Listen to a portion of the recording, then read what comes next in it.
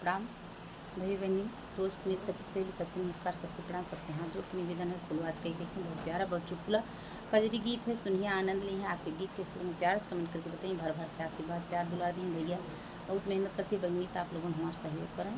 और आजकल के पतों पर गाना है, सुनिए आनंद ली। गाना कैसे लगा तो बताइए ज़रूर। धन्यवाद।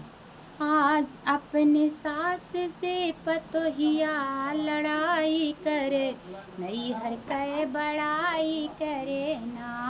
अपने सास से पतोहिया लड़ाई करे, नैहर के बड़ाई करे ना।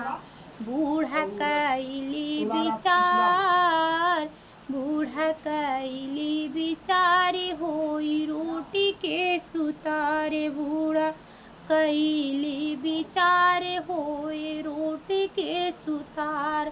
लइके बेलना, लइके चौकायौ बेलना से बधाई करे, नैहर के बड़ाई करे ना। लइके चौकायौ बेलना से बधाई करे, नैहर के बड़ाई करे ना। आज काल के पतोहिया लड़ाई करे, नैहर के बड़ाई करे ना।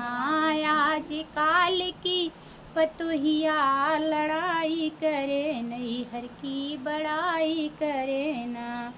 बूढ़ा कैली विचार होए पूड़ी के सुतार। बूढ़ा कैली विचार होए पूड़ी के सुतार। पलटा कल चुलई के हो, पलटा कल चुलई के बूढ़ा के बधाई करे, नैहर के बड़ाई करे ना। अपने सास से पतोहिया लड़ाई करे, नैहर के बड़ाई करे ना।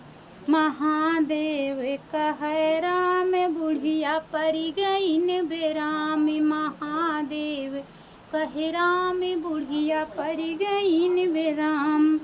एको पैसा के नाही दवाई करे, नैहर के बड़ाई करे ना। एको पैसा के नाही दवाई करे, नैहर के बड़ाई करे ना। अपने सास से पतोहिया लड़ाई करे, नैहर के बड़ाई करे ना। धन्यवाद। आपको कैसा गीत लगा बताइए ज़रूर। नमस्कार।